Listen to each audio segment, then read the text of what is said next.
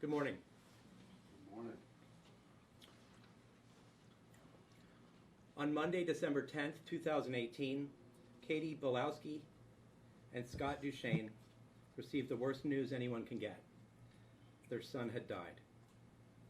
Nick Immesberger, age 24, who had played football locally at Berean Christian School in West Palm Beach and Bridgewater College in Virginia, had flipped his car while on his way home after completing the lunch shift while working as a bartender at the Woods restaurant in Jupiter, Florida.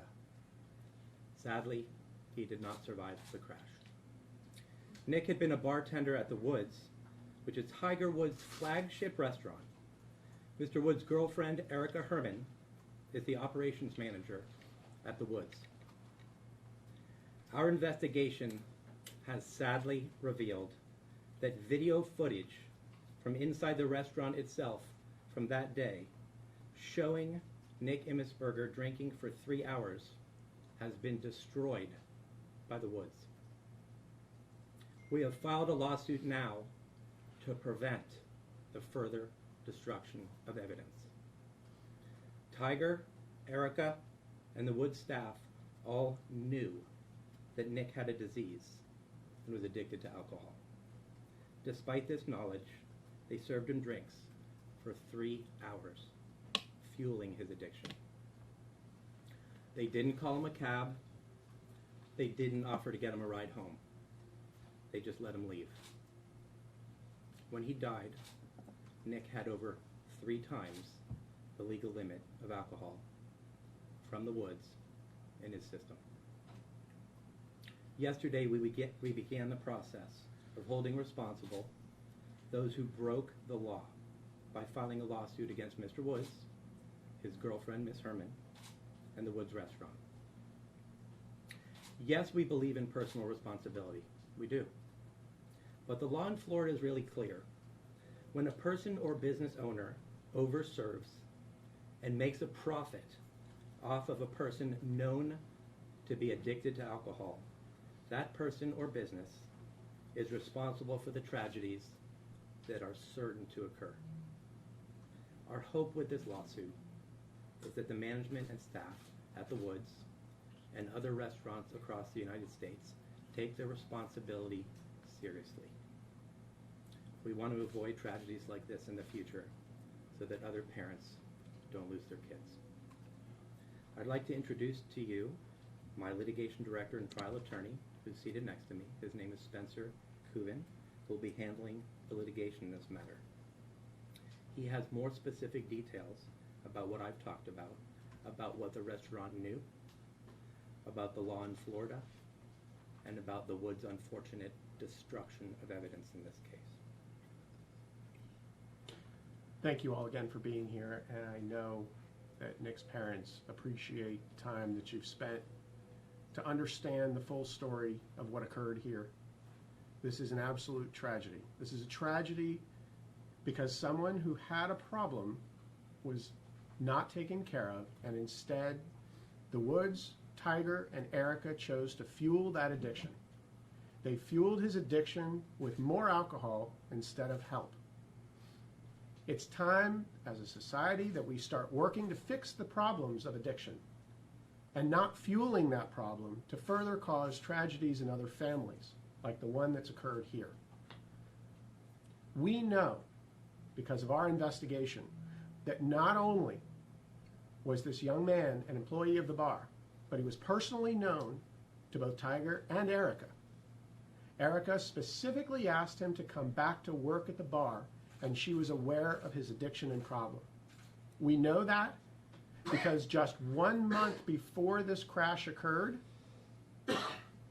Nick had been overserved again at this same bar by the employees, and he had crashed another vehicle. And despite letting everyone there at the bar know what had occurred, they kept doing it. They kept serving a young man who had a problem. This is a family that worked hard to address those problems. Even though Nick was an adult, they worked with him. His father took him to programs to try to get him better. And this was a family that was trying to repair the problem but yet it was an employer that just chose to ignore it. At the end of the day, Tiger had a flagship restaurant, and you would think that somebody who has a problem would want his own flagship restaurant to act better. This restaurant should have set an example for people with addictions, not fueled it, not caused further destruction, further death.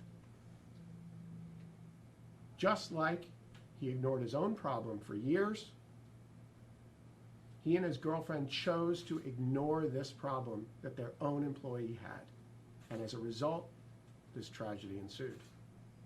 We'd like to let his parents say a few words, because I know that they would like to talk about their son, obviously, and what he's meant to them. Can we slide the microphones over so we Yeah. can hear them? Or I gotta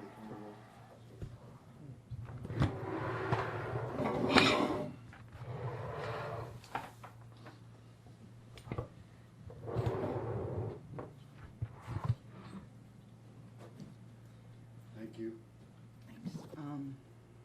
I just wanted everyone to know that Nicholas was a wonderful son, and he wasn't finished here. He had plans. He wanted to be a firefighter. He was all set up and ready. He was going to EMT school in January,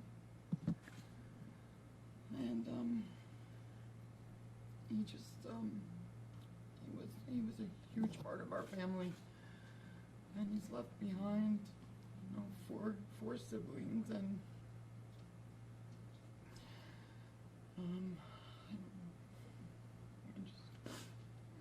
he just wasn't finished here yet. He had plans to do stuff and to help people, because that's who he was. And it's just devastating that he's not here.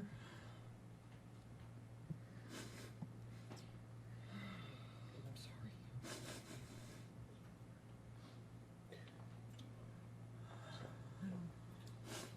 Just, Nick was a good kid, a funny kid. He had a lot of drive, and he was taken away from us. And I just feel that he should still be here with us. And I'm just very disappointed in this whole situation. So we're happy to take questions at this point from anyone who has any particular questions, either about the lawsuit, the law, Nick. Can I start? Oh, sort of two questions actually. Yeah. One, when was the video destroyed? Was it in the normal course of business in terms of they hold on to the video for X amount of days and then destroy it, or was it destroyed in response specifically to your lawsuit? That's the first question. Sure. Thank you for the question. So one of the most significant issues we have here is the destruction of evidence. Obviously, it shows that somebody knew something had gone wrong and they wanted to get rid of that evidence. We have evidence to show that that videotape showing Nick at the bar that night after he got off at 3 p.m., drinking for 3 hours at the bar, was destroyed shortly after the crash had occurred. So we have, through our investigation, uncovered evidence to show that the bar knew what happened, they knew about the crash that night, and shortly thereafter that video evidence was then destroyed and deleted off of the servers that they had there at the Woods. So you believe it was destroyed because of his death, or not in the normal course of business? We absolutely believe that the videotape was destroyed as a direct result of his death and knowledge that he was there that night, and they wanted to get rid of that evidence. And then also, secondly, I mean, you acknowledged that Nick had a drinking problem. Yes. Yes. Do you think that he should have, I mean, he's crashed his car before, do you think that he should have been driving, even been driving at all? Absolutely. It's a good question. The issue of addiction is paramount in this case. Florida law is very clear that if a bar, an establishment, or any person serves alcohol to someone who is habitually addicted, then that person becomes responsible for serving that person who has the disease of alcoholism. There is a personal responsibility in every one of us, regardless of what occurs. But at a point where you have someone that has a disease, someone who is alcoholic, then you as a bar owner, as an establishment that's making a profit off of selling alcohol, have a responsibility. And that responsibility is not to overserve someone and continue to serve someone who has that disease. And why did he choose to continue to be a bartender? Nick made a living doing this job. And at some bars, ones that are more responsible, they don't allow the employees to drink. They don't allow employees to drink while they're on the job, and good establishments don't allow employees to sit there and drink after they've finished working, especially if they've got a problem. But at the end of the day, Nick was making a living doing what he loved, and unfortunately, given his disease, instead of helping him, they made it worse and caused a tragedy. So why not name the bartender or whoever it was that was serving him in your lawsuit? So the bartender is an individual, and under Florida law, that bar itself is responsible, and anyone who has responsibility from a management and ownership level ultimately is responsible for what occurs. The bartender is an employee, and therefore the bar is held responsible for the acts of that bartender. So yes, that bartender is culpable, but because the bartender works for the bar, because Erica manages the bar, and because Tiger owns that bar, they are all liable under Florida law. Through your investigation, do you have any evidence to prove that Nick was paying for these drinks after his shift, or were these bartenders just giving them to him? So there are certain facts that we're not going to disclose at this time because obviously we haven't started taking the depositions of employees. But what I can tell you is that we know that Nick sat at the bar after he was off. In other words, after he had clocked out and was drinking for up to 3 hours there at the bar before he left and crashed his vehicle. After he crashed the first time, I think about a month prior to this incident, was his license revoked or taken away? Was he allowed to continue to drive? Sadly, the crash that occurred 1 month before was an opportunity missed. He was able to make it home that night. There was no police report. There were no police evidence of that particular crash. But what he did do is tell the employees at the bar what had happened. And instead of trying to help him, knowing that clearly he had a problem, knowing that he had just left their own establishment drunk and had crashed his car, they didn't help. Do you know if Tiger and Erica were there that night? And my question is, you mentioned why the bar owner is culpable. Why has Erica been named in this case? It's a good question. We have evidence to prove that only nights before this fatal crash, both Erica and Tiger were sitting at the bar with Nick while he was drinking. And that night, just nights before, Nick had to be picked up by his own sister from the bar because he could barely walk. And while he was stumbling out of that bar, behind Erica and Tiger himself, he knocked over an entire tray of glasses in the kitchen as they walked him out back. So yes, both Erica and Tiger are responsible because they had knowledge. Tiger owned that bar, it was his flagship restaurant, and Erica is the manager of that flagship restaurant. She's the one that sets the tone, the culture for everything that goes on there. Was she the manager on duty that night? She was the general manager, so she's the manager no matter what night it may be. She was the general manager for the entire bar, and then what she did was she hired young kids to then manage when she was not around. And unfortunately, she set the tone for the culture in that bar. That culture was drinking and drinking to excess. So just to clarify, they weren't necessarily physically there that night? Correct. Okay.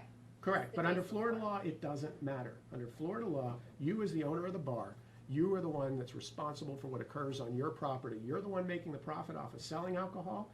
You're the one who employed the young man who ended up drinking at your establishment. And Erica is the one that sets that tone and culture as the general manager for the establishment. And like I said, just nights before, they had knowledge of what was going on. I think you said that Nick was trying to repair the problem. As this was going on, was he actively seeking treatment to help his addiction? We know that Scott had taken him to a program to get help. He had gone at least once. And the members of the bar, a few of the bartenders as well, knew that he was trying to get better, that he was trying to help himself and stop the disease that he had. In addition to that, we know that on no less than 4 to 5 occasions, he had gotten so drunk at that bar because they overserved him, his sister had to pick him up. His father got a call one night last year from a bartender that was there asking his own father to come pick him up at the bar. They're the ones that overserved him. We can't forget that. They're the ones that put the alcohol out for him to drink knowing he had an addiction problem. And they're the ones that are responsible under the law. Did anyone in his family talk to the manager or the owner of the bar or restaurant and say, our son has a problem, don't serve him? Again, we know that at least on one occasion prior, that the bar called Scott, his father, and asked him to come pick him up because they had overserved him and he couldn't drive home. We also know that on a separate occasion, his own girlfriend actually called the bar, and now his girlfriend actually worked there as well and told the people at the bar, stop serving him. He has a problem. You guys need to stop giving him alcohol. And did any family members say stop? Well, again, Scott went there to the bar to go pick him up. You know, unfortunately, when someone has an addiction problem, there's only so much you can do to help point them in the right direction, and that's what they were trying to do. Was there ever a conversation that having to pick him up on prior occasions that this may not be the best job for you with having that addiction, that maybe we should seek other options? Absolutely, absolutely. And at the end of the day, it wasn't. It clearly wasn't the best job for this young man. But the responsibility is on the employer and the bar to see that. They're the ones that own the establishment. They're the ones that buy the bottles of liquor that they're serving to this young man. They're the ones that allow that drinking to occur on their property. So ultimately, they're the ones with the culpability and responsibility to step back and say, you know what? This is a young man with a problem. And you know what? The owner of this bar wants to set an example for people that have problems. So we're not going to continue to overserve someone who has that problem. What is being sought in damages? At the end of the day, we're going to let a jury determine what is fair and reasonable for the life of this young man and for what these two parents have lost. Is there anything you can say about that day? He was there obviously for 3 hours. Right. You know, is he asking, give me drinks? Are they just throwing them at him, saying, here, have more? Can you say anything about kind of the atmosphere? So we know that the bar had a culture of drinking. There were young managers that were hired by Erica herself that were replacing older, more established management teams that were there in place. We know that the bartenders at the time were serving a young man that they knew had a clear problem. We know that he was there for at least 3 hours after his shift drinking. As far as the facts of payment and how those drinks were served to him, again, there are certain facts that I want to be able to hold back for now because the litigation is still underway. And was he by himself, or were there other servers off shift who were all with him? We believe at this time that he was by himself while he was sitting there and the bartenders were serving him. Yeah. At the other points in time when family members or his girlfriend had come to pick him up, was that at his request? Was that at the request of other people at the bar, and the previous incidents where he had to be picked up by someone else? There were numerous incidents on occasion where family members had to come pick him up. His sister had to come pick him up on 4 or 5 occasions. His father had to come pick him up once, his girlfriend on another occasion, and it was mixed. So at times the bar would call and ask someone to come get him, and at times he would call and ask someone to come pick him up. Do we know that there was no one at the bar at some point that told him you need to get a different ride home? Because that had happened previously. We know that the night in question that unfortunately there were a few members of the staff, and I'm not at liberty to disclose right now, that were well aware that he was over intoxicated that night and didn't take action when they should have. At the end of the day though, the key here is if we had had the surveillance, if it hadn't been destroyed, we'd know exactly who was there, what they were doing, and how this all played out. But sadly, as soon as they realized what had happened, they started deleting. Nobody ever told him you have to have a different job. You cannot be behind a bar because you have this disease. Ultimately, everyone bears a certain amount of responsibility, both for themselves and others. But at the end of the day, this is a business. This is a business that sells alcohol. And as a business owner and a manager of a business, you're responsible to make sure that your business is run according to the law. And if you overserve someone that's habitually addicted, then you bear the responsibility. So obviously, we can all sit here and say, unfortunately, this was a young man with a disease, and he probably should have gotten a different job or gone somewhere else. But ultimately, he was off shift, and he wasn't working at the time that all this happened.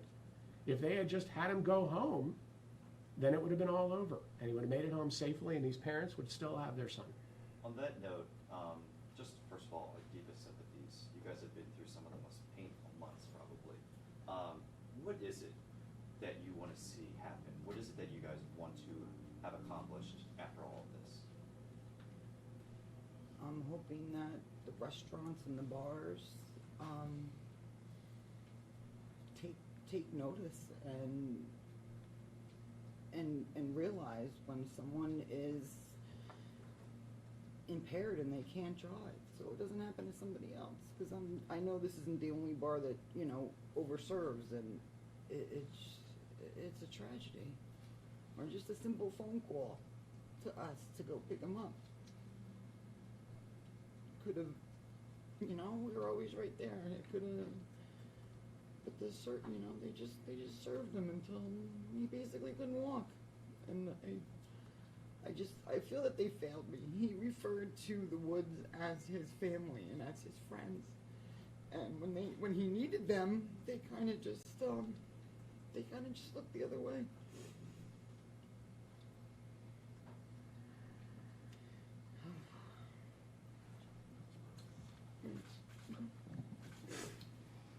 Any follow-up questions? Okay, Okay. great. Thank Thank you you very all much so for your much time. for your time.